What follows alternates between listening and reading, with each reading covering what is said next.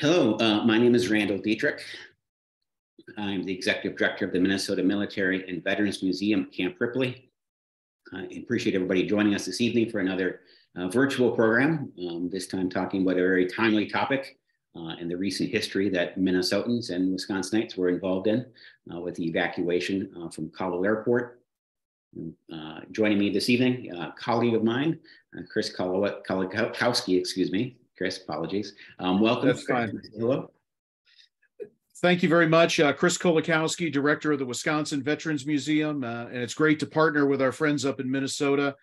This is a story that involves veterans of both our states and is an important story we need to, it's already becoming history. It's been history, and we need to remember it because it's still very much with us and will be with us for a while. And this program will be available online after tonight's program, so you can find it on the YouTube channel for the museum and share it with others, please.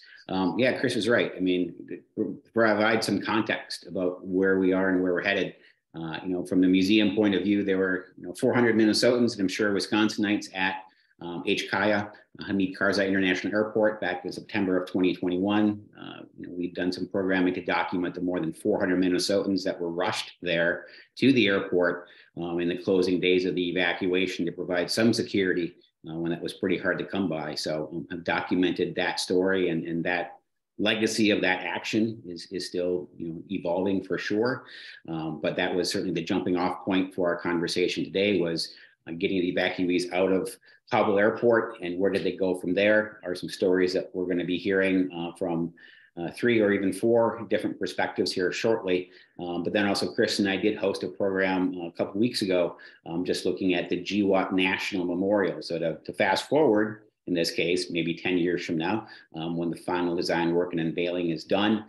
But the work of those individuals, those veterans that we'll hear from today, how the nation remembers that service is underway in the nation's capital. Michael Rodriguez and General Joseph Otel of the foundation responsible for creating that Global War on Terrorism memorial on the Capitol grounds, we heard from a couple weeks ago. So between what happened and unfolded at HKIA back in September of 2021 and what looks forward to a national memorial was the evacuation of thousands of Afghan refugees and hopefully providing them a proper home here stateside. But to kind of get us started, I wanted to hear from 3 individuals. Colonel Jeff Patton, that we'll hear from first, talking about his experiences in Germany, in Ramstein more specifically. What Colonel Jeff Patton's experience was with the orders that came down and how they were executed. We'll hear from Brigadier General Dan Gabrielli. We'll hear from as well, stateside in New Mexico.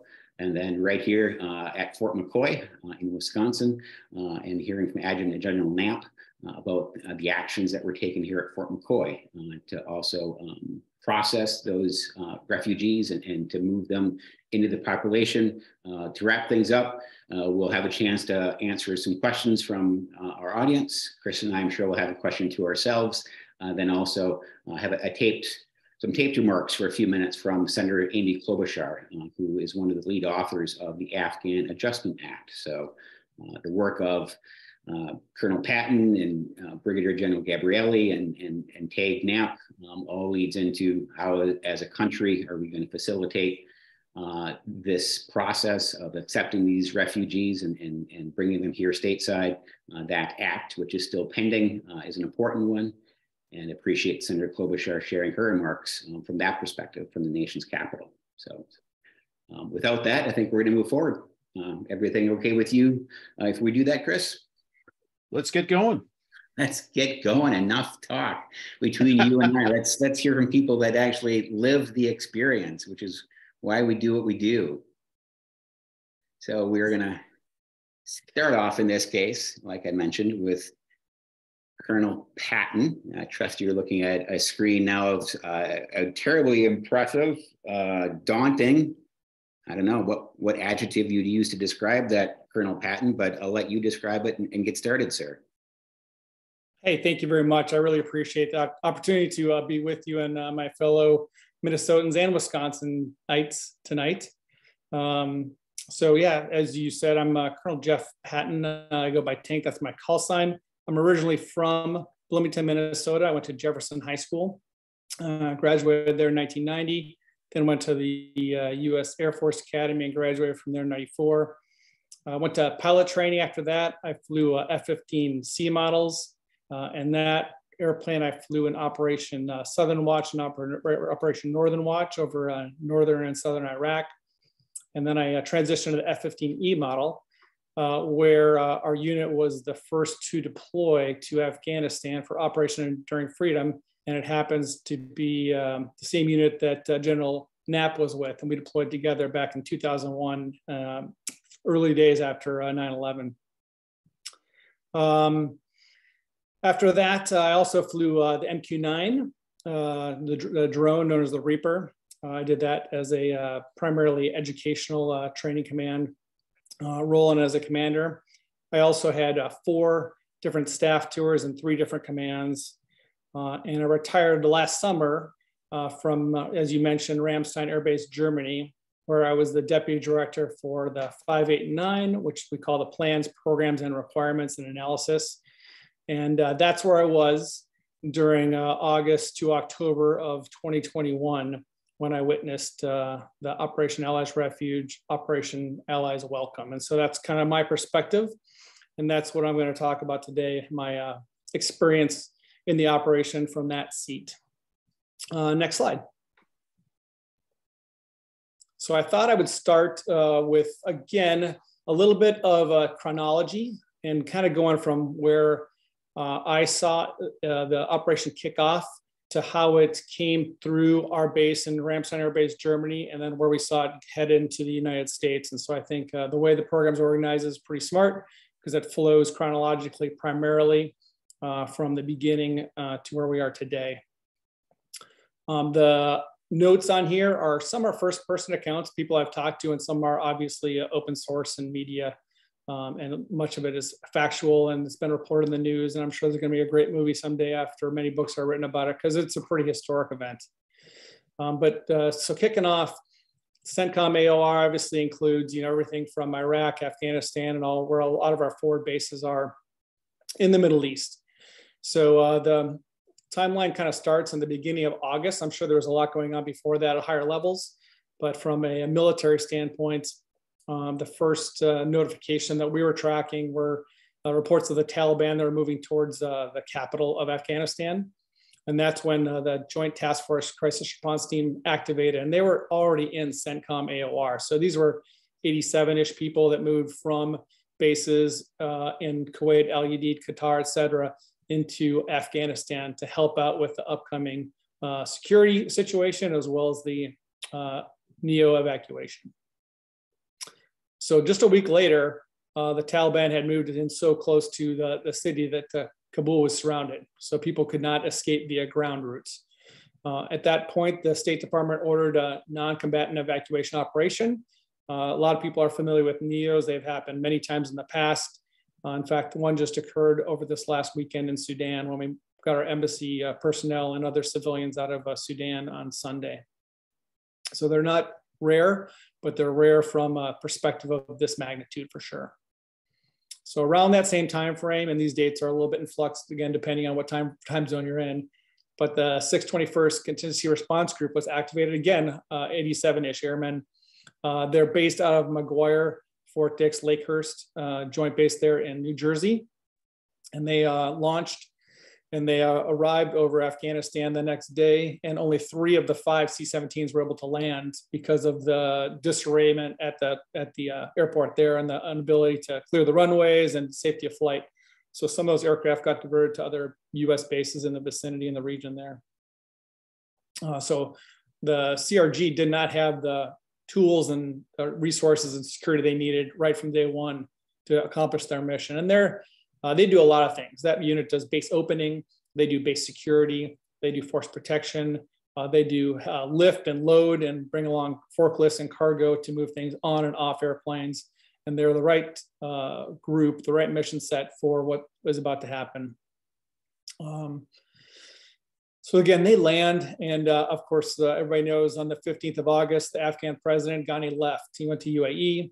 And that's right about the same time frame that the military collapsed. And when the military collapsed, the security situation obviously was collapsed as well, and it was in disarray. The Taliban actually moved into the airport area, and so they surrounded Kabul International Airport completely. One thing that I was told helped keep the security was there were some Turkish military forces that happened to be there, and they helped the perimeter of the airport maintain security, not from the Taliban necessarily, just from the overall situation as people were trying to get through checkpoints, get to the airport, and enter the airfield. Because as you remember, there was pictures and images online and on TV of, you know, the runway was just over flooded with airplanes. There was, when those original C-17s landed, there was people all over the runway. It was difficult to taxi. It was very difficult to take off. In fact, the crews that took off had really bad situations. I'm sure people remember that. And there was an investigation about that whole situation, and the crews were cleared and actually recognized for their actions during those first couple of days, because it was a very unusual situation. The picture we just showed actually was an airplane called Reach 871. So that one departed the very next day with 823 passengers. An interesting fact is originally they reported there were 640 passengers, but they forgot to count the children. So almost 200 children on board with that airplane. But I mean, 823 passengers, you know, for the size of a 767 airplane, there was no seats, no chairs. And I'll show you another image in a second of what that looked like. It's a little bit better than the previous one. And again, I was told this, it was interesting to me that the Taliban agreed to protect the airfield until the end of the month, right? So we always were told there was a deadline, you need to get up at the end of the month. And I imagine that's one of the forcing functions for that deadline. And by protect, I think that's an interesting word, because I think that was basically, obviously there was checkpoints to get through, and people reported about getting through checkpoints to the airport or preventing people from getting to the airport. But it also did keep the traffic per se, you know, away from the airport, which had some obviously mitigating effects, both pros and cons, I would say. And then, you know, long story short, from the 17th to the 31st, the CRG again, you know, manned at maybe 25% of what they needed to be. They got some more people in there, but they evacuate over 124,000 people on 778 flights over those 14 days. And I did the math, and it's roughly about 50 aircraft a day. So, you know, processing people, loading them, getting the equipment, getting the weight and balance correct so the airplane are safe to fly, getting everything strapped down, and then launching those airplanes. And most of those airplanes went to other airfields in the region. Some of them flew directly to Europe, to Germany, because Ramstein, the German authorities allowed Ramstein to be the central entry point for processing on the base at the time. So that's what the State Department worked out. So that kind of puts the situation, CENTCOM, as much as I know it from a firsthand account and from descriptions. You go to the next slide, it shows a better picture of the first one. Mm-hmm. So the TV picture and the media picture was about the top half of that slide, because, you know, it's a side-to-side image, if you will, a landscape or up. And so if you look at it from a portrait point of view, it really captures about twice as many people in that image. And you can see how many people are bunched there together and getting out of the, on that one airplane, 823 people. It's pretty impressive. And that was on the 15th of August. So very shortly after the airplanes landed, they filled it with passengers and exited. Next slide. So then I'll talk a little bit more about my firsthand experience. And so I go from the CENTCOM AOR to the European AOR, the EUCOM overview. And so again, on the 13th, the same timeline, the State Department ordered the NEO to start. And that's about the time we stood up our crisis action team. We call it the CAT. And so that is additional duty. And we do that for many things, usually when things go bad, when there's an airplane crash, or when there's a NEO like this, or when there's a conflict or something like that, we'll send up this crisis action team so we can really focus 24/7 operations on the emergency at hand. And so as I mentioned, my role was the 589, and the A3, the operations staff, primarily took responsibility for running the CAT and manning the CAT. But obviously with 24/7 operations, they can't do that all the time. They need breaks as well. So I filled in as a CAT director on the 20th of August. And that just happened to be a pretty significant day because that was the first day that we got authority from the State Department to move aircraft into Germany. So when I was the acting CAT director, I was able to coordinate the very first flight out of the CENTCOM AOR into the EUCOM AOR. And so that started the wave of aircraft moving out of Central Command, out of the CENTCOM AOR into the US through Germany. And then the very next day, of course, I knew this was happening, but I didn't realize that the waves that was going to be happening at the time. I'm not sure when we realized the deadline was the end of August, but we had it was a Saturday morning, the 21st, and I got a recall from my boss, and he said, "Hey, call the unit. They need all hands on deck to help host and help prepare for the Afghans that are going to be coming through Ramstein Air Base." And so I went out there. And I brought my son with me, who was 14 years old at the time, and we started constructing Tent City, basically, for the travelers. We built cots, we put sleeping bags on them, we put blankets on them, we built porta potties, we put up fencing for security. We did all sorts of things like you would imagine. And this was intended to be a staging holding area, if you will, just again for security of the personnel, as well as security of the base, because they're on a military base. They're actually on the flight line, and I'll show a picture of that in a minute.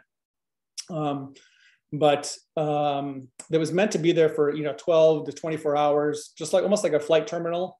Let them get some rest, get some food, and then move on to the next flight to the United States. And in some regards, that happened.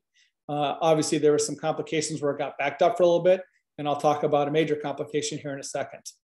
So again, we went out for that day. That later that day on that Saturday, the first reach flight landed at Ramstein. So again, I knew that flight was coming because I coordinated the previous day. But I didn't realize the wave of aircraft, and they started coming wave after wave after wave, and it was all hands on deck. There was volunteers from the Red Cross, there was volunteers from spouse clubs, there was volunteers from the local community that brought food, blankets, baby formula, unbelievable support. And it would not have happened with every individual able to work this effort and really, really work it hard for initial stages. But then as you see, it goes on for several months. So from the 22nd of August to the 13th of September, I think ops were pretty much normal. We got up to about 10,000 people at Ramstein at any one point. So if you imagine going from 0 to 10,000, that's like standing up a state fairgrounds for support, for overnights, for food, etc. Again, I'll hit some stats at the end here. On the 27th, again, it was a very personal involvement for me. I volunteered, again, the crews were working really hard. So I volunteered to send someone home so they could be with their family, and I took the night shift. So overall, on our staff, we had about 30 individuals from my staff that were working on Operation Allied Refuge full-time out of 60 to 70 military. So almost half of my staff was working this full-time for 2 months. But while I was that night shift volunteer, I was able to serve dinner to the Afghans, and I was able to deliver baby food and deliver blankets. I picked up trash. I talked to several of them. I went to an elder meeting with our team. Every pod had a kind of a organizational structure where the elders of the Afghan elders could bring issues in a formal setting to our team, whether it was, more water or temperature or need more blankets, et cetera, which was a really, really great event to see. The kids, I would say about a third of the people in the camp were adult males, a third were adult females, and about a third were children. So a lot of children were involved, and they were playing soccer and singing songs, and we had some schools set up to start teaching English and things like that, which was really great. But again, it was only meant for a couple of days. But the overall feel, and my impression, was very positive. And there was a lot of high fives and fist bumps and saying thank you in perfect English to all the military people and all the spouses at Red Cross, everybody that volunteered. So that was a really, really significant event for me, and really kind of brought it home of the impact of what we're doing. We had a lot of people working there for 2 months straight, and it was very stressful. And by no means was my experience like that. It was very positive. And then I actually took a trip to I think Botswana for a couple of days. And when I came back, I sat CAT duty again. And about that same day, there was a smallpox case reported in the US. And so there was a stop movement ordered because there was a fear that some of the travelers were going to bring smallpox into the US. So the State Department stopped that. So a week of my acting CAT director got pretty adventuresome because the people coming in from CENTCOM didn't stop, but the people going to the US did stop. And so we were growing beyond our capacity. And again, it was maybe 6,000 to 8,000, we got up to 10,000, and eventually we had 13,000 people, and we were bursting at the seams at Ramstein. We ended up going over to Ryan Ordnance Barracks. We built additional barracks there, additional bathrooms. And with the stop movement, obviously, it's no longer a terminal. It was a holding area, right? I mean, people were going to be there for a while. We didn't know how long. Well, a couple of days later, the order came down to give everybody MMR, varicella, polio, and COVID shots, which was all good. We were able to source that, and I helped work that with the UCOM staff and with Homeland Security and with everybody else that had to be involved. The only challenge was that, if you remember, they had needed 2 shots before they could travel, and there was 21 days in between the first shot and the second shot. So again, this terminal turned into a hotel, if you will. And so we had to start preparing for more long-term care. And so things like internet became a big deal, which we supplied internet to the Afghans. But for a day or two, it could last. But for 21 days, it was a little bit more of an issue. So we had to improve the internet quality. The temperature in August to October changes quite a bit in Germany. So we went from 90-degree days to 40-degree nights. And so we had to add heating elements into the tents. There was a lot of challenges associated with that. But all in all, we got everybody vaccinated, and within the 3-week span, we got the stop movement lifted. And we were able to start moving travelers back to the United States. And so once that happened, it took about 20 days to dwindle our numbers and get everybody safely to the United States. And you can see on the bottom there, we processed 35,000 travelers. And I say that in particular travelers because they didn't have a status. They were not refugees, they were volunteers. They didn't have a legal status, if you will, which was pretty interesting. And there was a few that requested asylum, and there was a few that granted asylum, but they were on a US air base in Germany. So they had to go to the German government and have to request asylum if they want to stay in Germany, but it was very few and far between. But you can see that over 7,000 personnel at Ramstein supported that. And most of those people were, again, not volunteer, but voluntold, but it was an additional duty. So they weren't doing their primary job. They were supporting this effort for over 2 months. And other people back in the office, mostly civilians, had to pick up the military people's job that were told to help out this mission. And it lasted a lot longer than we thought it was, like I mentioned. Next slide.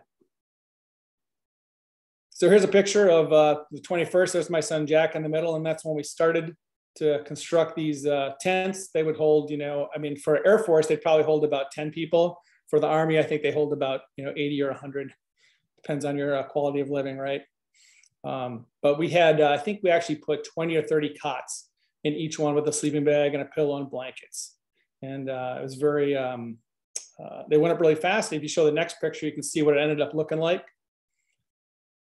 So there's the Ramstein flight line with all the tents set up, and we organized it into 6 different pods. I think there's 3 or 4 pods here. We had some families and care inside the hangars. And we had activities. We had a soccer field set up. We had movies. We had classrooms. You can see all the porta potties set up. We had shower facilities. There's entertainment options and stuff like that. So I think we did the best we could with a very tough situation. It was, like I said, it was very rewarding. A couple numbers before I hand off the mic. So interesting enough, there was 38 Afghan babies born over the course of their time at Ramstein. One of them was born on an airplane, and the mother named that baby Reach based on the call sign of the airplane at the time. So I think that's kind of cool. There's 22,000 meals prepared per day. You can imagine that. There's a lot of contracting of support against a lot of volunteers. There's no way we could have done this with just what we had at our side. We used a lot of materials, some more reserve materials in order to help us out, which we had to replenish after the fact, the tents, et cetera, the water purification, the buffaloes. For shelter was 552 total tents across 6 different pods. We call them 6 different areas of span and control across 55 acres. And we had the total capacity of 15,000 travelers at any one point. 41,000 sleeping bags were used and 37,000 blankets. That was largely hygienic because we didn't want to reuse, again, because of disease and because of the situation. We basically, once they were used, we disposed of them. For hygiene, 33,000 vaccines were administered, 7,000 antigen COVID tests were administered because, as you remember, this is right after COVID. So that was a major issue at the time as well. And for transportation, 387 total aircraft supported the effort. Next slide. And this quote by General Lyons, who was the Transcom commander at the time, he was at Travis the month after this happens. And you can read it for yourself, but it says the 17-day mission that evacuated 7,500 civilians per day was the largest non-combatant evacuation operation airlift in the US military's history. And so, like I said, it was an honor to be a part of it. It was very surreal to be part of the Afghan theater in the beginning and see it come full circle to its conclusion. But it was very rewarding. And I think we did a good job at Ramstein and supporting CENTCOM and moving the travelers to the US, which you're about to hear about next. It had to be a breathtaking period of time. Yeah, like I said, it was pretty surreal. Comments or questions from our other presenters or from Chris? Fair warning, I'm going to ask this of all the presenters, and I'll put you on the spot first, Colonel Patton. What made the biggest impression? Honestly, that one night that I spent as on the night shift, because, when you're on the staff, I mean, I had meetings about this every day. We had daily meetings in the morning and daily meetings at nighttime. So I worked the whole situation for almost 3 months straight. I was definitely closer to it when I was working the crisis action team duties and responsibilities. I had a team working for me, and we were focused on getting the mission done. But that one night that I went down and actually walked amongst the tents, and little kids came up to me and gave me a fist bump and said, "Thank you for support." Very, very meaningful. Very meaningful. And so when those travelers did leave the base in Ramstein, did all of them, was the next stop for all of them then stateside US? Yes. So they were all, one of the challenges, they were processed. Some of them were processed in CENTCOM, but obviously as they left Afghanistan, they moved to CENTCOM bases. Those bases were getting overwhelmed, and they had no support infrastructure to host them as well. So they wanted to get them out of CENTCOM as soon as possible. We didn't have any support or much support infrastructure, so we built it. But the system used for NEO it's built by the Marines, actually. There's a NEO tracking system where you scan passports and keep identities and log people so you have a good accountability like we do in the military. Well, obviously, when people are running from their homes, and some don't have passports and some of them don't have documentation, and many of them don't speak English, most of them did, and they're not Americans, which NEO is built for American evacuation. It's not built for foreigners. So the tracking and the control and the accountability of individuals, and they, as many people know, the names are very confusing as well, because sometimes the last names are the first name and the tribe name, et cetera. So very, very challenging situation. So we spent a lot of time in our A1 team, our personnel team created a whole new system to track all the travelers through the process and make sure that they all came in and that they all got out, and that everybody was safe, and who was going to the hospital for the day, and who was going to the clinic, and et cetera. It's very, very challenging. I think that was probably the most challenging thing, was the accountability of everybody, and doing tent checks every night and making sure everybody was in place. Thank you very much. We appreciate that. And there's multiple stories and films to be made just about that experience, I think.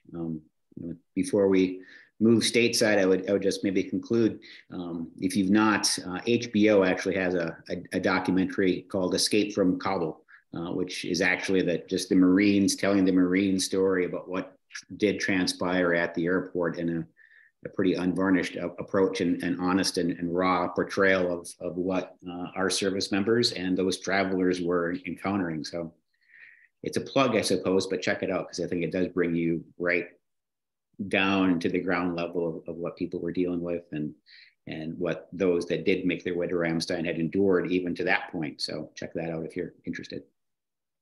All right, we're going to shift gears to our next presenter, Brigadier General Dan Gabrielli. Welcome, Dan. Hey, thanks, Randall. And I'll also give a plug for that movie. You know, we had many single males, who really weren't single males at our task forces because they left their wives and children behind. And when you see that movie, you really get a grasp how dangerous it was to go to the airport. And that was a really heartbreaking decision a lot of these men had to make to leave their families. And then just it's good chronological order.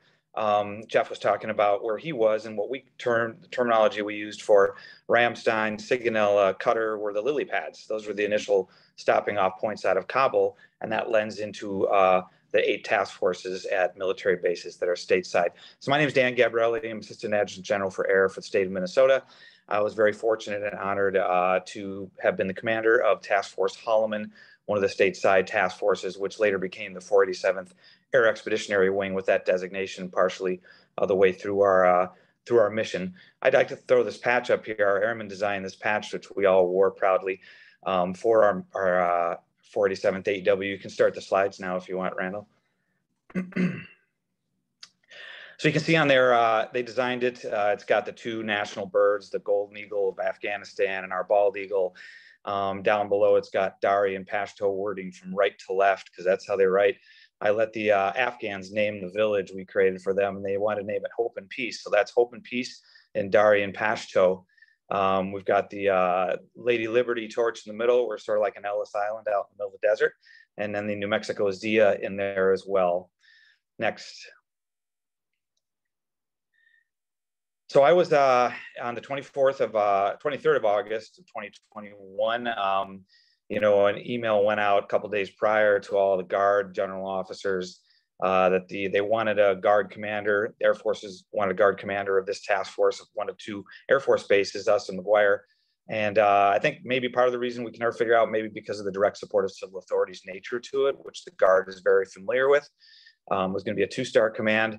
I put my name in the hat for the deputy position, 1-star, and lo and behold, the next day a 2-star called me, said we'd be working together, and then the following day I found out the 2-star to drop out, and General Van Herk, the Northcom commander, was okay with a 1-star running the task force. So all of a sudden it was like, I don't think I wait for orders, I just get out there.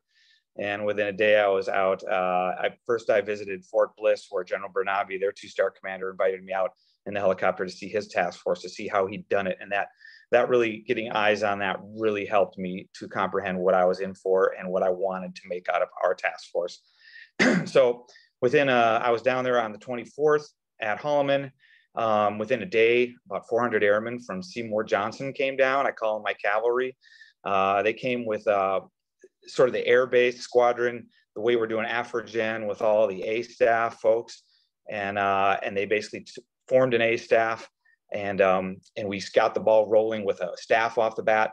And the 49th wing down Holloman, which is an F-16 training base and a RPA training base, they'd set us up for success by starting the process of building an airman's LSA. So you've got to realize there was not enough hotel space for our 900 airmen, 1,700 or 2 rotations to live in any hotels in Alamogordo or even Las Cruces in that area. So we literally built within a 3-day period, started by the host wing, and then we weaned them off of us so they could do their mission.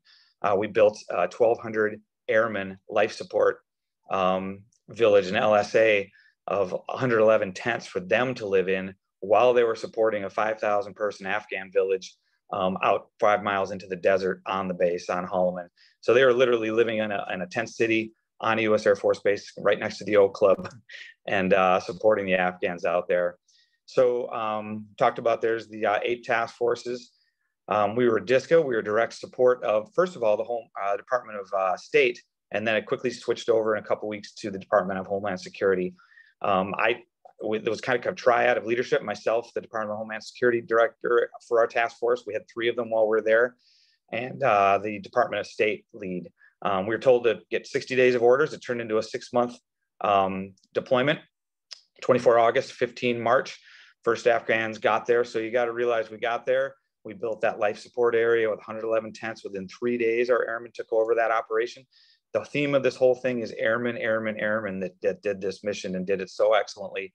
And so while they're doing that, Floor Contracting was building the 5,000 person Afghan village out in the desert. And within 5 days of them starting this village of 30 by 90 meter, for lack of a better term, gigantic white sort of circus tents, we were receiving our first Afghans within 5 days of while they were building, they were arriving.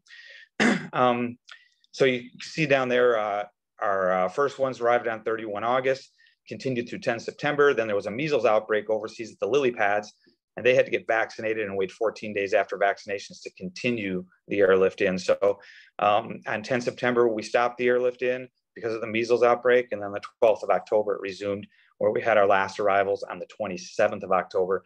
This was all done through Craft Airlift, which is all the airlines that are contracted by the government. They have that access. So it was United, it was Southwest, it was American, it was Delta, it was Hawaiian Airlines coming in with the airlift. And you can see our last Afghans resettled on 26 January 2022. And next slide.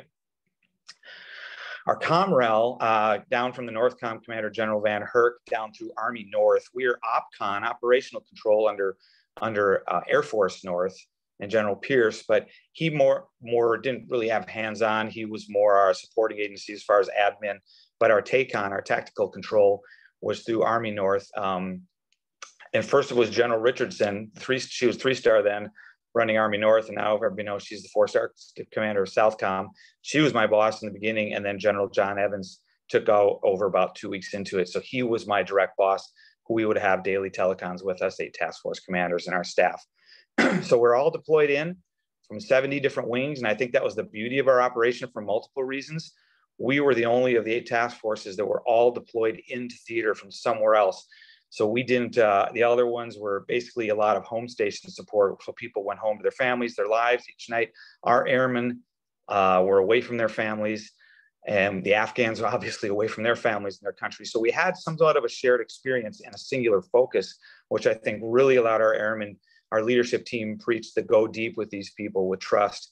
And our airmen really bought into it, and being there solely for that purpose, and not having anywhere to go at night except back to their tents or possibly off base. They spent a lot of time in the village after hours as well. I would also say we had a very healthy task force compared to the others.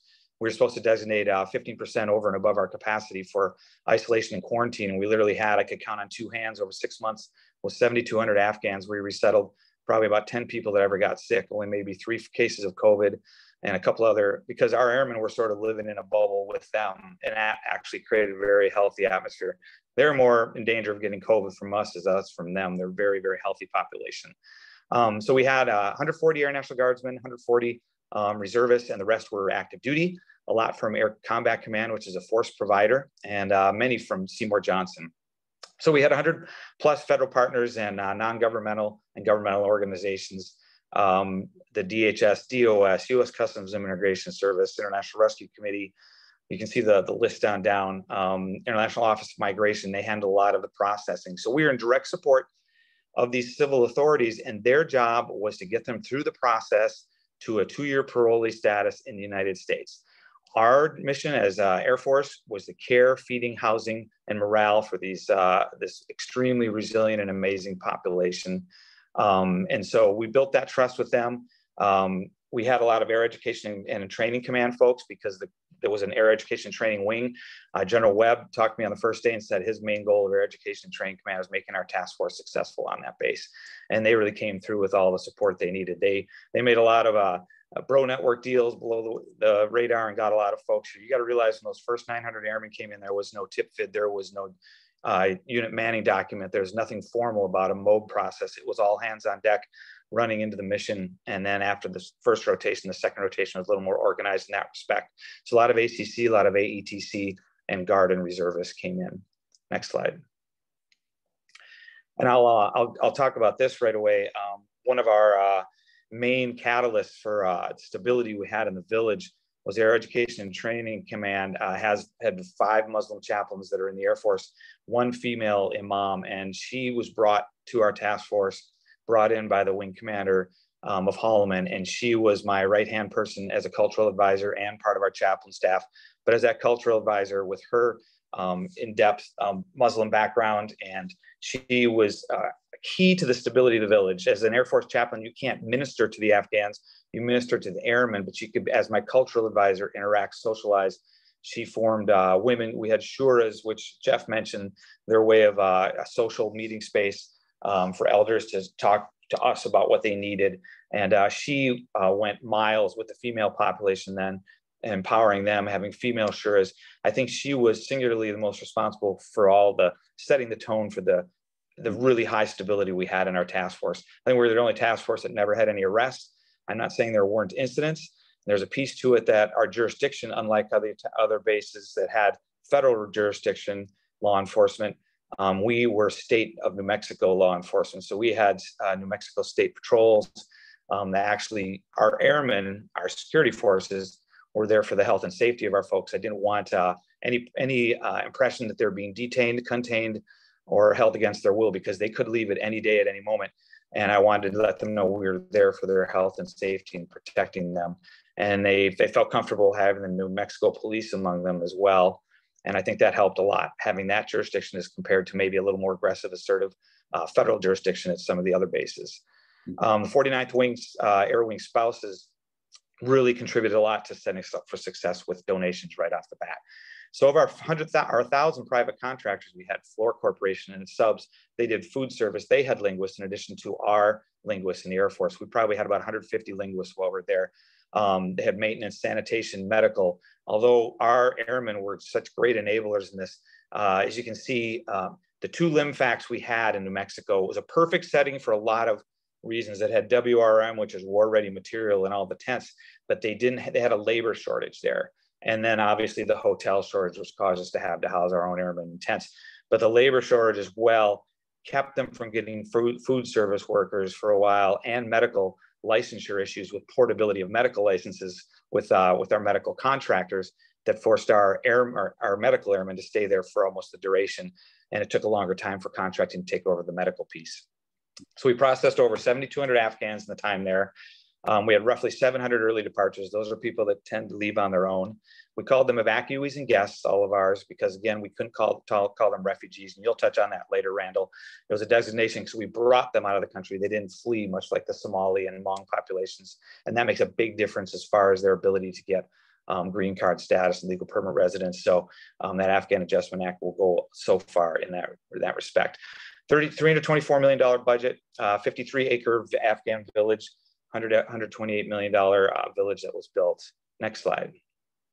So when they go through so they flew in, we got them processed really quickly in a processing building. Then we got them out to the village, got them billeted. And then within a few days, they're getting on buses going to, and here's the reason it was a perfect location. There was a German Tornado Fighter Squadron or operations group at Holloman until 2018. They had a big empty commissary and a big empty ops building, so we worked out of that leadership wise. The commissary was the perfect situation for our processing because all the elements were right there. And with the communication and the synergy were awesome. Having the geographical proximity of myself, DHS, DOS, and all those agencies was huge. And I want to also point out that the magic of this whole operation was the fact that there was no ego among us leadership because there was no playbook. Nobody could say I've done this before. It was a hyper-revolutionary thing where there was a lot of failure and a lot of learning and a lot of success that built out. It was a huge learning curve where you failed, learned, and succeeded in the end. And that was the greatness of this. No ego. We were all just out there trying to figure this thing out. And with no ego and a lot of people just putting in a lot of hard, humble effort, it really worked well. And again, the airmen were the key here. So they do their USCIS, U.S. Customs and Immigration Service biometrics, medical exams. They each got 6 vaccinations. Phase 2, they got their work authorization. That gets the card to be able to work. And that was like, they got those and it was like gold for them, but it still doesn't get them the legal permanent residence. And then assurance, where they're assured to be put out into a resettlement agency, one of 240 resettlement agencies around the country. Phase 3, they're pending their departures. International Office of Migration arranged the travel and they processed the departures, and then there were some early departures. So when the arrivals were coming in, I made sure that our airmen were all, as many airmen as we could get at the bottom of the ladder of that airplane, and we gave them rounds of applause we really made them feel welcome. And then again, when the departures, I think we wanted to set that tone, that we wanted to build that trust with these folks.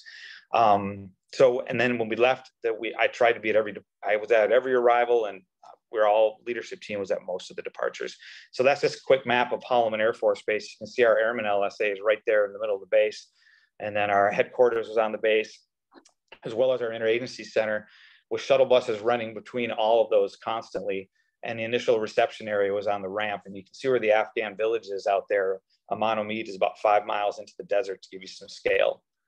And really, literally right next to the runways too. Next slide. So this is the construction of the Airman Life Support Area. Again, our airmen put that up, took over from the 49th Wing and continued that construction. And they kept building. We had an air base squadron out of Seymour that was a lot of CE folks just building. We had pilot training candidates that weren't doing anything, so they're rushed into our task force. We had personnelists. We had, airplane mechanics that did everything but their AFSC. So this was your absolute example of multi-capable airmen that we talk about these days, doing everything but what they're trained for. And I realized really quick as a commander, I need to set up a safety shop.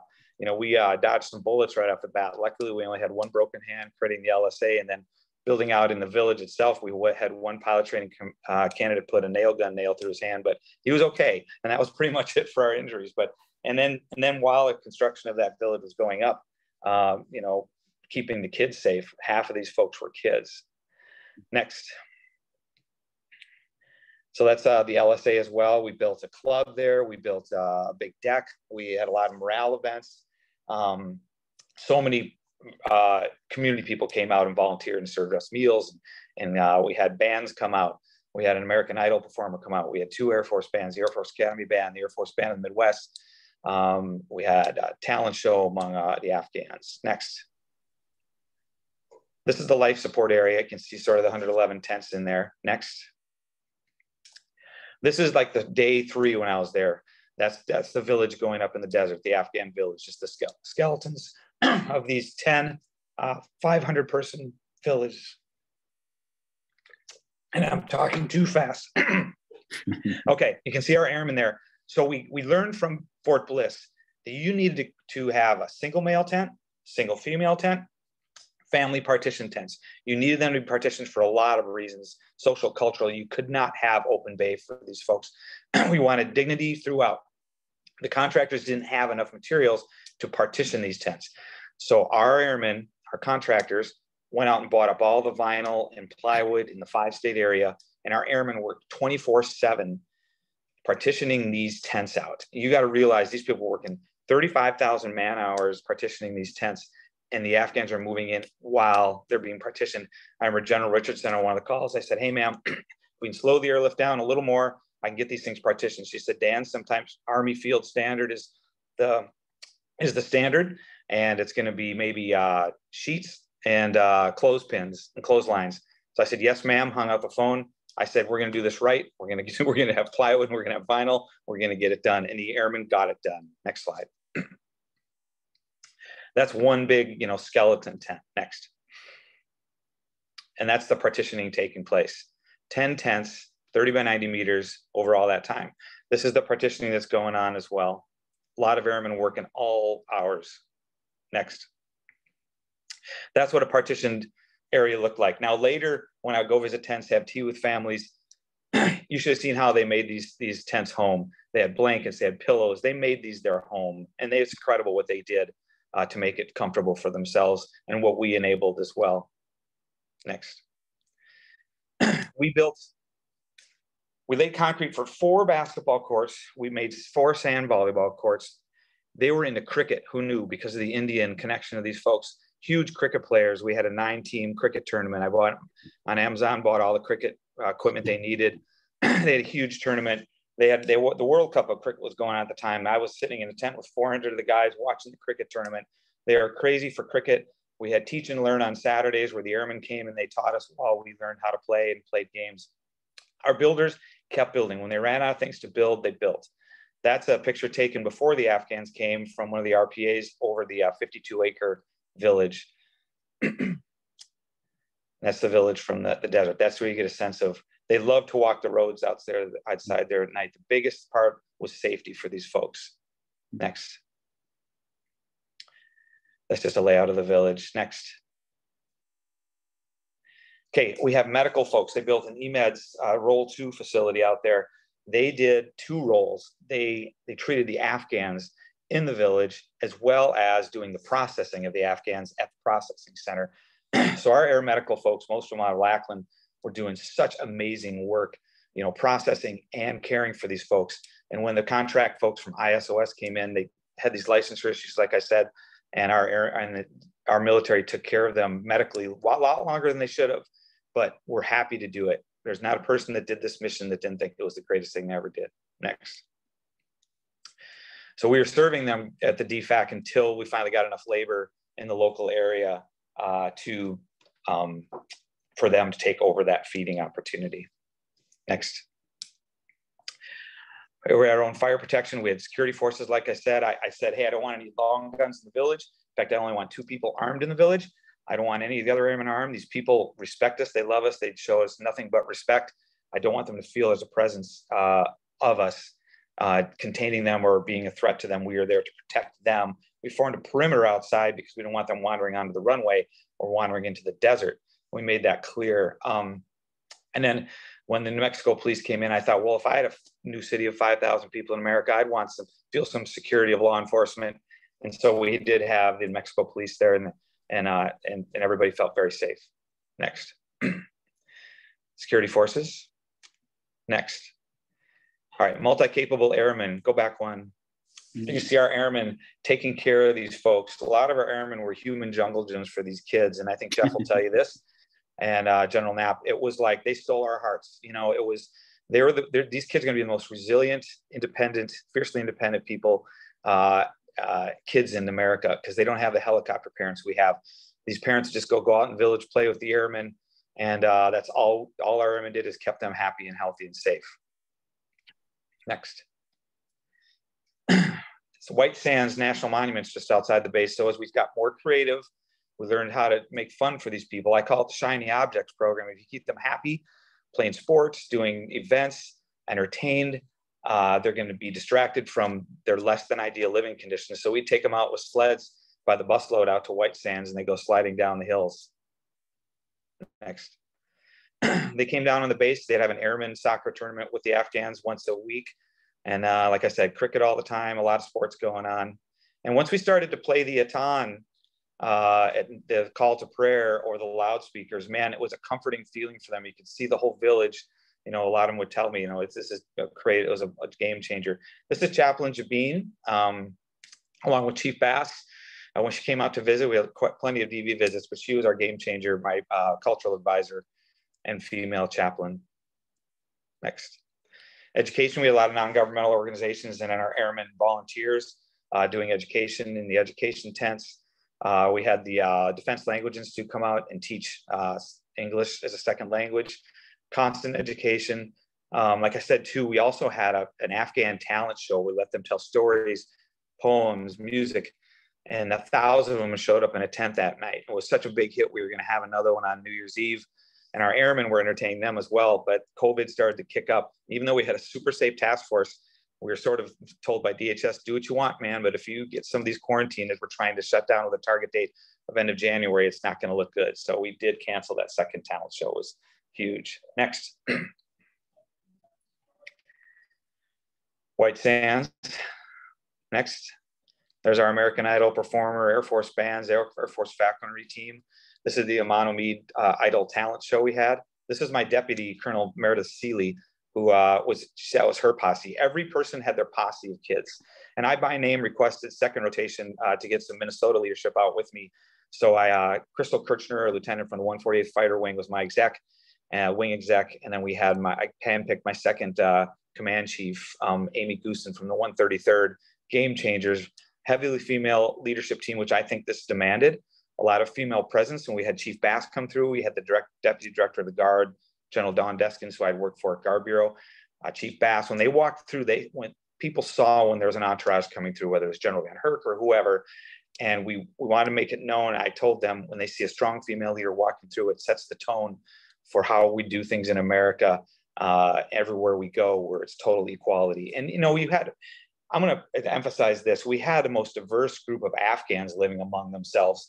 We had Kabul folks who were about as cosmopolitan as we are, and they identified us more with than the very cultural, rural, cultural and religious conservative folks. So you had a very wide diaspora of people within the Afghan community that were in there. This is Crystal Kirchner with her folks. We all have connections still, strong connections. This is us playing cricket with them. Strong connections to these folks.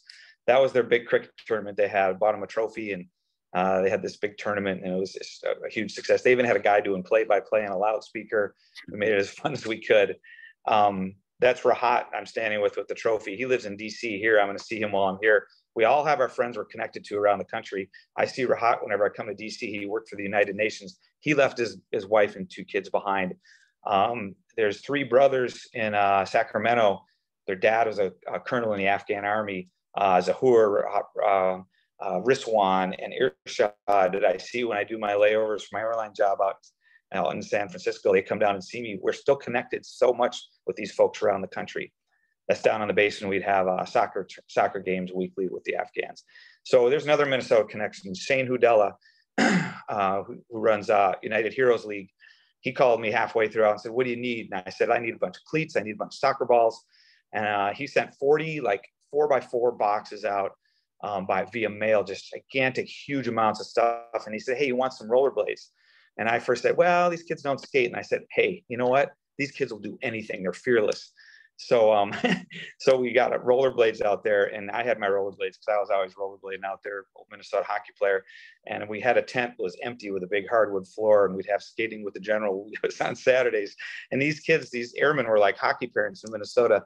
There were about 15 pairs, but there's like 50 kids that wanted to skate. So we'd give them like 10 minutes a shot.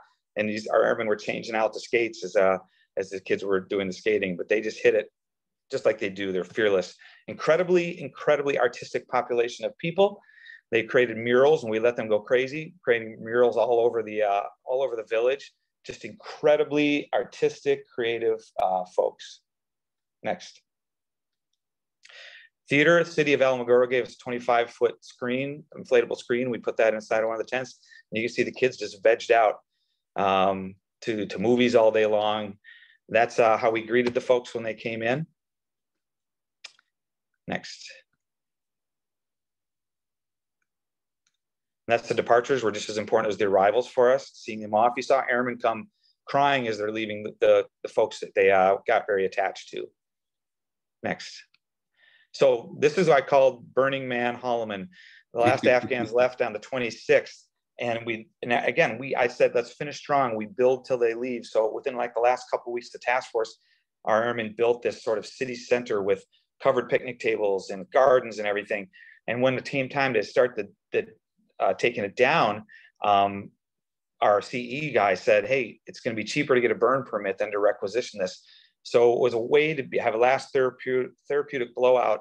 After the Afghans all left the village, we took all that wood from that city center we had, and we had a tremendous bonfire with pizza and refreshments. And it was just one way just to walk around the village after they'd all left and really reflect on how it all went. You can see my leadership team, Crystal Kirchner on the left, Chief Goosen on the far right, 2 Minnesotans, and then Colonel Meredith Seeley from the reserves, and then Ray Kerr, who was probably the greatest catalyst for all the building we did out there, our Air Base Squadron Commander. Next. That's the airmen, the heart and soul of the mission. They made it work, They were incredible out there. We did make sure with the Afghans, we had town halls, we had shures, we had every means for them to communicate what they needed to us. I'd sit in the shuras, and I had my talk one night with the guys. I said, "Hey, when I was trying to introduce them to how it'll be in America, where men and women are together all the time, everywhere, we're not segregated." And I said, my wife always says this to me and the kids, just get over ourselves sometimes. And I said, "I'm going to give you the get over yourself speech, guys." And a lot of them laughed about it. It was a learning experience and a slow indoctrination into what life in America is going to be like. Next. And next. So I will end by saying my 7 desert deployments, flying C-130s, 3 to Afghanistan. This was the most rewarding command I had and most rewarding deployment I had because of the human element and doing so much, and trying to do so much with our airmen for those people who've done so much for us. It was just an incredible honor to be able to do it. And we're all still very connected. More than any other team I ever deployed with, our leadership team is still very connected because of this whole experience. And it's the airmen. That's all I've got. General Gabrielli, take a breath, take a drink. That was. I've done this presentation a few times, and to fit it into 20 minutes is always a. Well, I'd love for as many people as possible to hear these stories, and we're gonna turn over to Chris and General Knapp to take it from here. Chris, you're up, sir. General Paul Knapp, I'm going to turn it over to you here in just a second to bring us to the Midwest and bring us to Fort McCoy. General Knapp, who's an Air Force Academy graduate himself, has flown in combat, earned the Distinguished Flying Cross a few times, became the Adjutant General of Wisconsin March 1st, 2020. And COVID became, of course, 10 days or so later, and it's been quite an introduction for sure. But it's great to have you here this evening, sir, and I will turn it over to you to talk about the next steps and what it was like at Fort McCoy and your experience.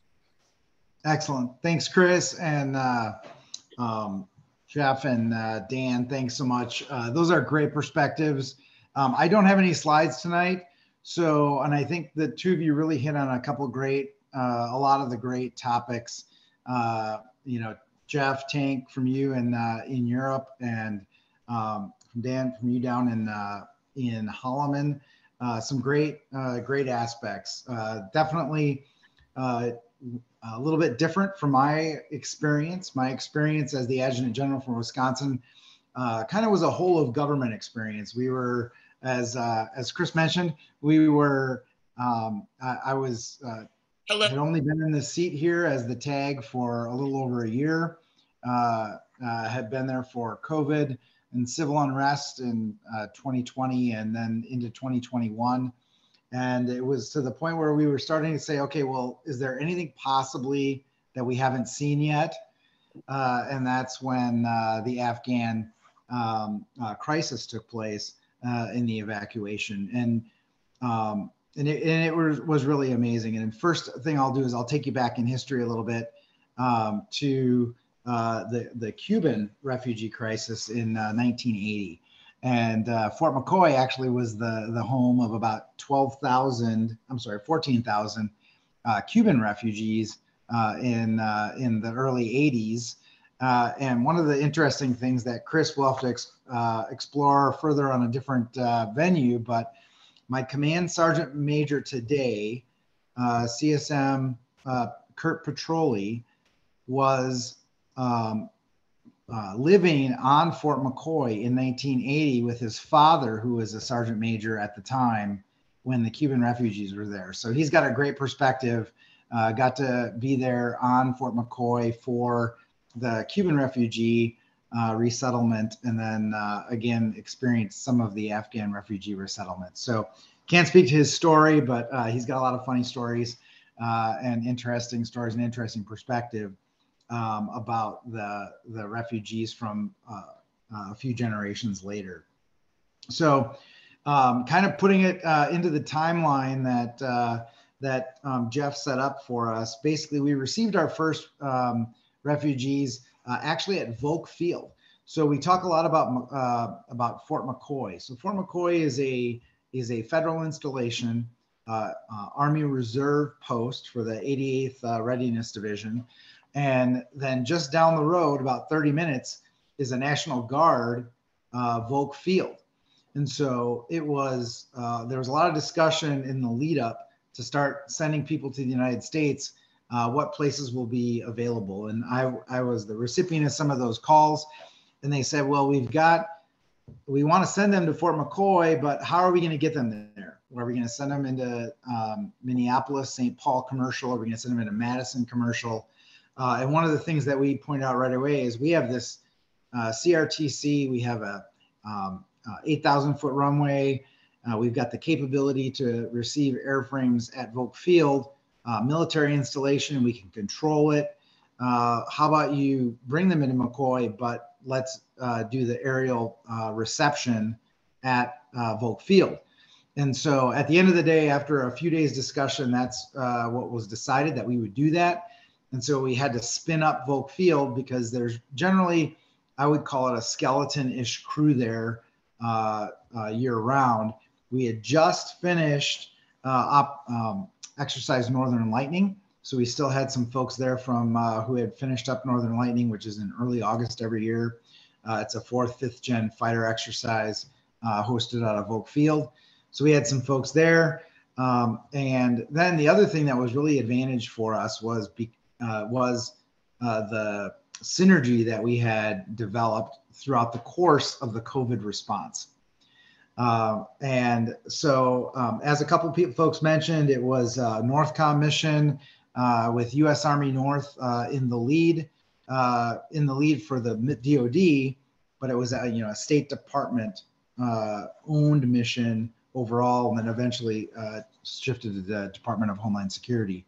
So a lot of moving parts. The bottom line is on 22 August, we received our first airplanes at Volk Field. We had a few days notice, so we were able to set up a reception center. We weren't exactly sure what shape the folks were going to be in, what they were going to need. So we basically set it up as a reception center with comfort items for everything from babies, kids, families.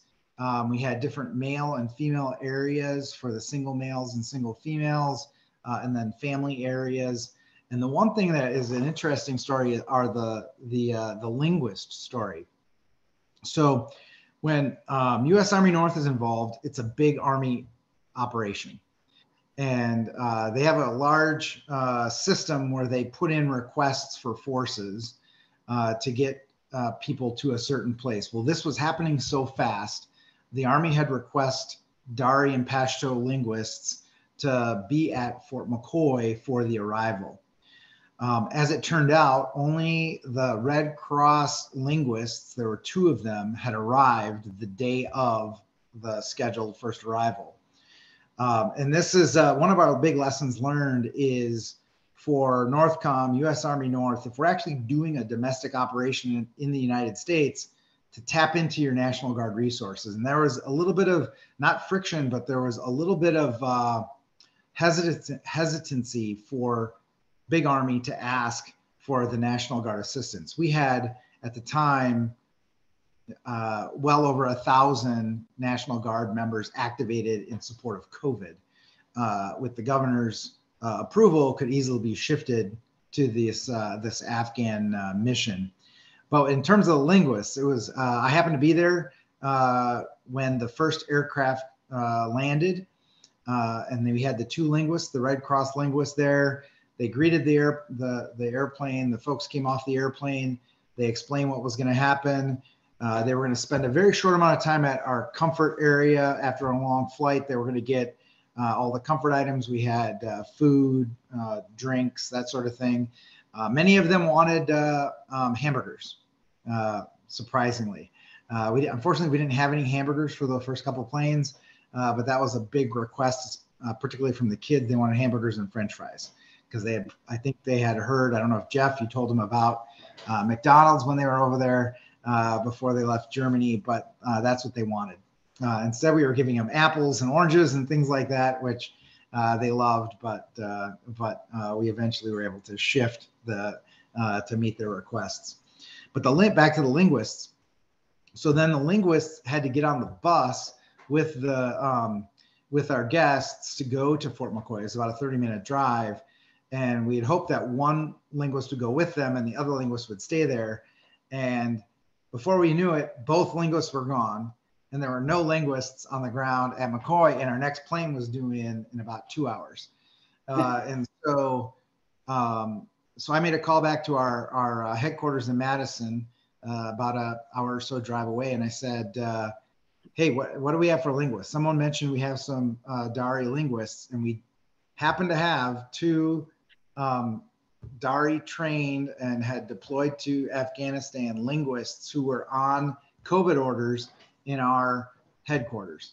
And so we are able to get those folks in a car and get them up to Volk Field in time to receive the second airplane, so that those folks, we had some linguists. Now, many did speak English, but many did not. And so the linguists were great for a couple of things, for just translating what the plan was, letting everyone know where they were headed. And the other thing was to get to help us with the signage for the restrooms, even having, we had porta potties set up, but we knew that we had to have a separate area for the females and the males. But we didn't have very good signage. So they actually, one of the folks was very good and immediately hit the ground and started doing signs in Dari, so that so that we kind of pointed everybody in the right direction. So that's one of my favorite stories, because it was one of those things where you never know where you're going to have somebody who has the skill that you need for a specific incident or specific event until you ask. And when you ask, it's surprising all of the skill sets that we have across the airmen and soldiers out there that aren't their primary MOS or primary AFSC that they're doing right then, but it's something that they have in their hip pocket. You talk about multi-capable airmen was mentioned earlier, and that is really something that I think that the Guard really it has as a strength to bring to the fight. So the other thing that we have is a dual status commander. When we heard right away, one of the things was explained a little bit earlier, but when you have federal forces and Guard forces in a state for an operation, what we have today in place is the capability to set up a dual status commander, someone who's been trained at a NORTHCOM course. It's most of the time it's a senior Guard member, a one-star general or a colonel that would be the commander, and they're dual status. They're trained and they're on orders, and they can command both the Title 32 National Guard as well as the Title 10 active duty and activated reservists. And so that was Brigadier General Joni Matthews. I remember approaching her I actually went to her office. She's around the corner from my office, and I said, "Hey, this is going to happen, and you're the dual status commander." And I just remember her thanking me for the opportunity. She wasn't at first probably too excited about the role, but she really had a lot of the same experiences that Dan mentioned, being on the ground there at Volk Field and then at Fort McCoy. So dual status command, we had Army North. There was a ton of interagency Title 10 Army. The big advantage that McCoy had over a couple of the other places is McCoy has hard billets. It's a readiness division, and what it's designed for is for major large size of Army folks to come in there and mobilize. It's a mobilization platform, if you will, a force projection platform. So it's designed, it has tons and tons of actual barracks, hard billets that are available. We had to do similar things. We had to partition them out. We segregated into single males, females, and then family units, all with partitions. It was one of the things that we learned. We had to, Wi-Fi was already mentioned, but that was a big issue. Everyone got off the plane and they turned on their phones and they were trying to get a signal. And sometimes their phones didn't work here in Wisconsin, but they definitely wanted a Wi-Fi signal to communicate with friends and family that are already in the United States and folks that were still in Afghanistan. And so one of the other things that was really interesting is that very first airplane that got off when we got him into our reception center, I got a chance to talk to some of them, and one of the really big surprises, they were super surprised that they weren't in Texas. I have no idea why that was, but I did explain to them that they were upgraded in flight and that they had gotten upgraded to Wisconsin. prior to arrival. So they also chuckled a little bit, but they were happy to be there and see. They were amazed by all the green grass and foliage and really, I think, Chris, that was your question, but as far as my impression is just meeting those folks as they initially came off the airplane and the relief in their eyes and the thankfulness that they had for now being in the United States. And it just gave them a certain level of comfort that it was going to work out and everything was going to be okay in spite of the chaos that they have left behind and the hardships of the journey to get that far. And it wasn't easy. There was a lot of cramped airplanes and cramped quarters, and most of them showed up without any luggage. It was just them in their outfits, whatever they were wearing, probably when they left Afghanistan. That's how they showed up in Wisconsin. Another memorable moment was a little girl who was wearing a princess dress.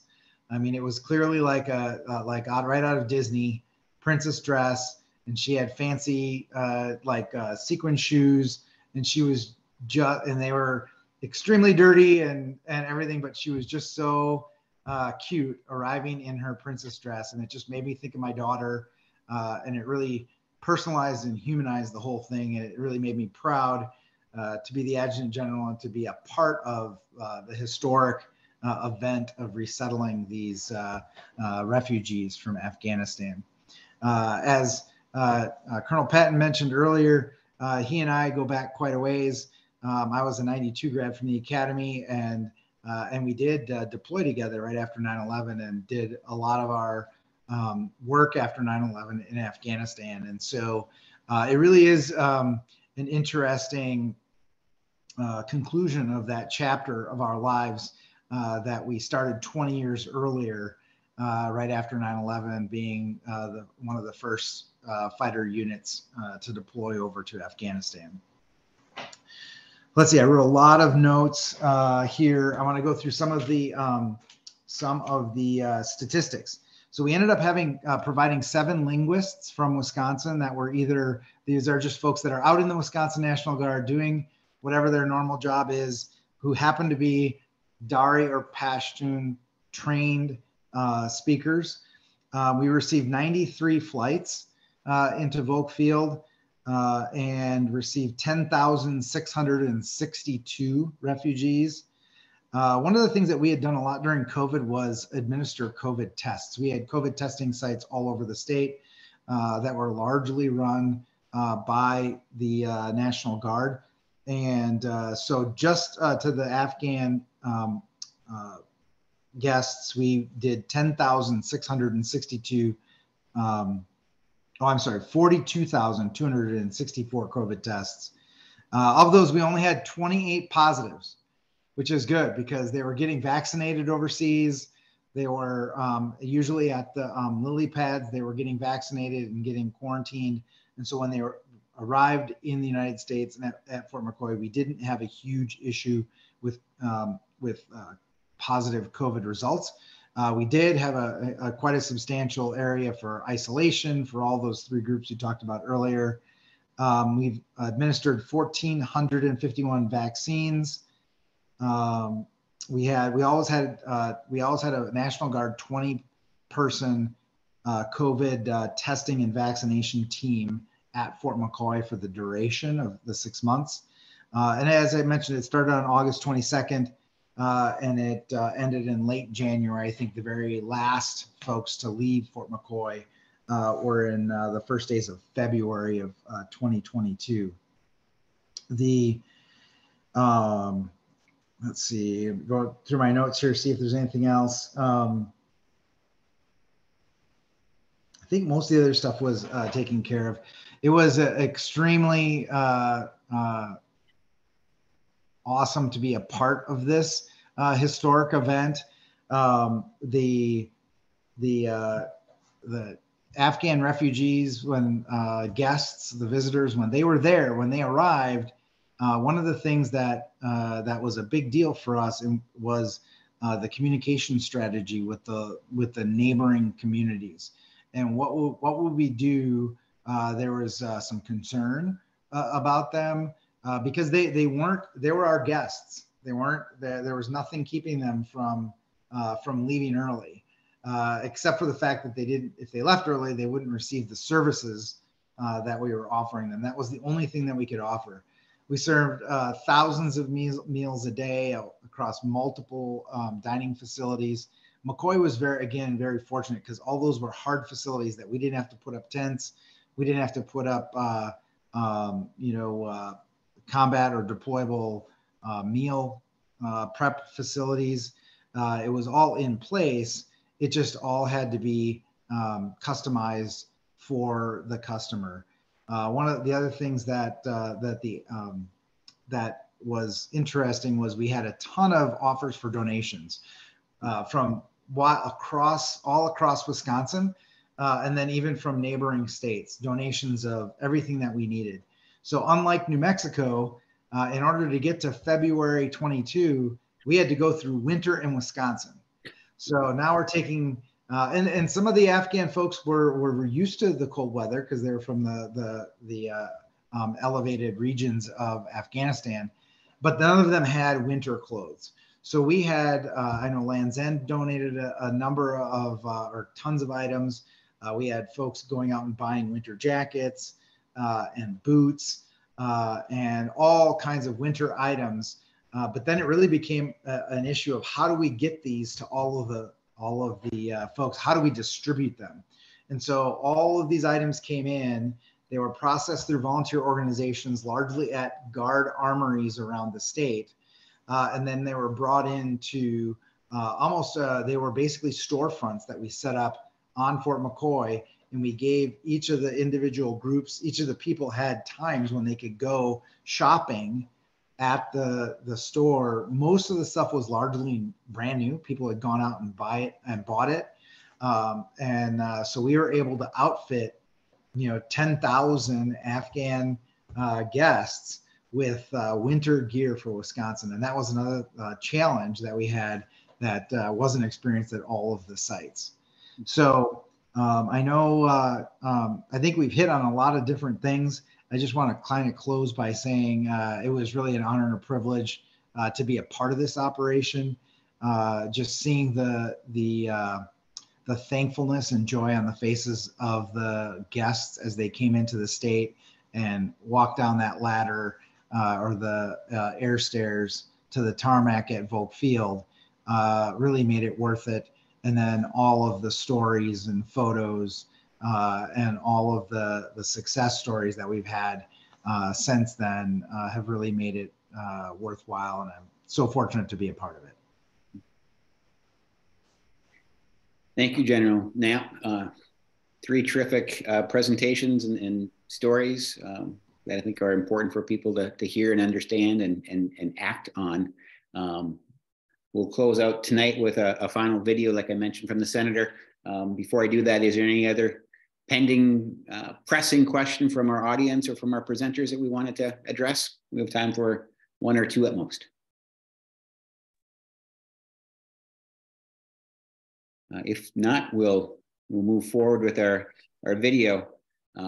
Again, I find it all quite fascinating, and especially when we look at the legacy of that 20-year war that you all were central to.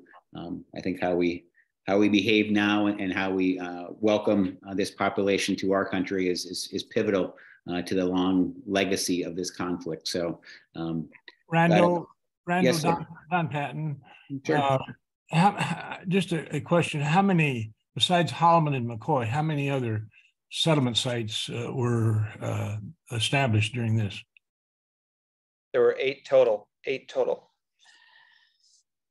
And where were they? It was Camp Atterbury, Fort Bliss, if I can get off the top of my head. Us, Holloman, McCoy, Fort Pickett, and they kind of counted the APOD at Dulles as one. That was Fort Lee. Trying to think if I missed any there. Quantico. Quantico, Fort Lee, Fort Pickett, Holloman, McCoy,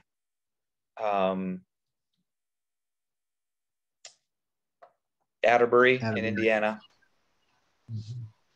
There's one of my slides. Yeah, actually I have it. Slide had it. Yeah, Dan. Great memory, Dan. Yeah, Fort Lee, McGuire, Fort Pickett, Quantico, Camp Atterbury, Fort McCoy, Fort Bliss, and Holloman. All right. And thank you for that, General. Yeah, fascinating how that whole system was created quickly, no doubt. So to kind of bring it home, we'll close out with a video here that I trust will play for everybody.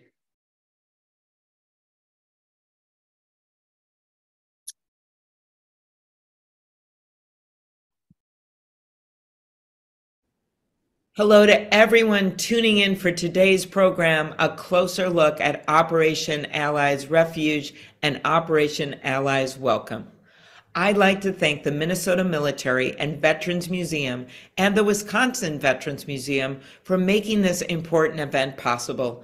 And to any veterans and service members who may be watching, thank you for your service and thank you to your families as well.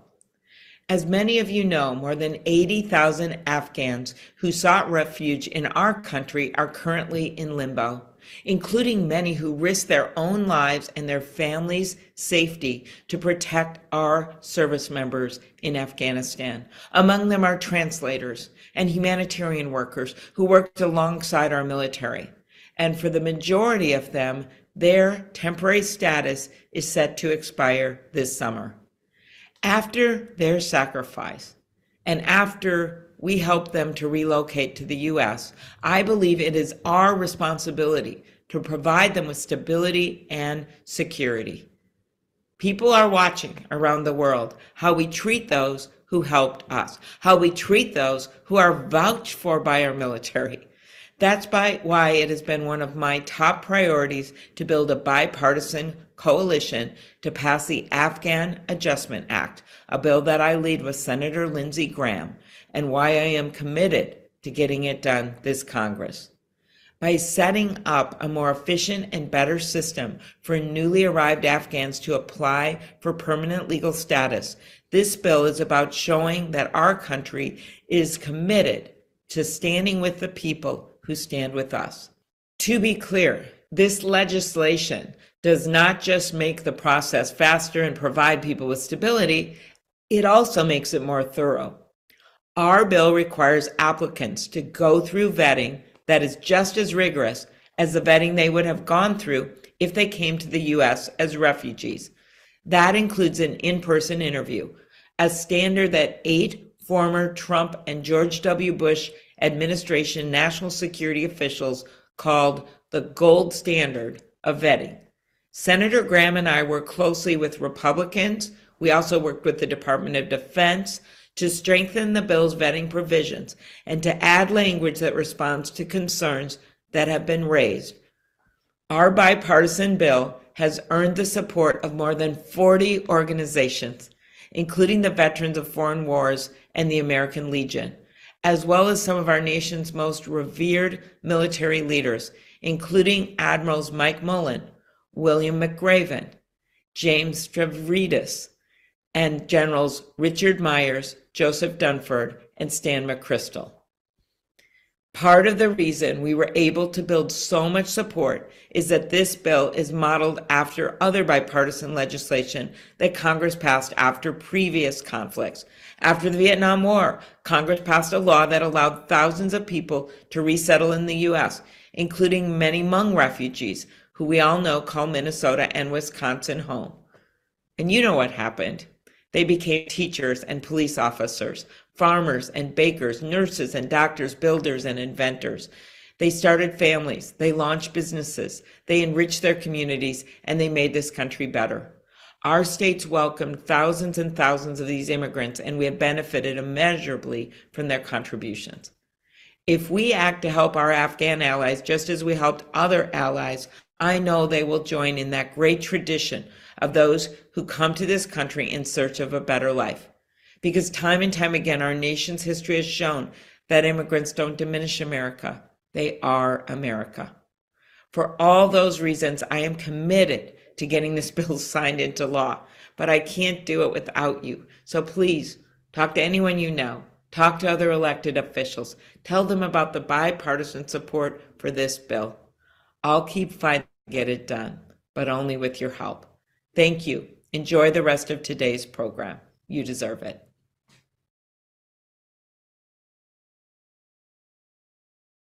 Thank you, everybody, for joining us this evening. Chris, thanks for bringing the Wisconsin story to light, and to all My of our pleasure. visitors. Very much appreciated. A story that's still being told, and one that we'll track together. For now, good night, everybody, and be safe. Thank you.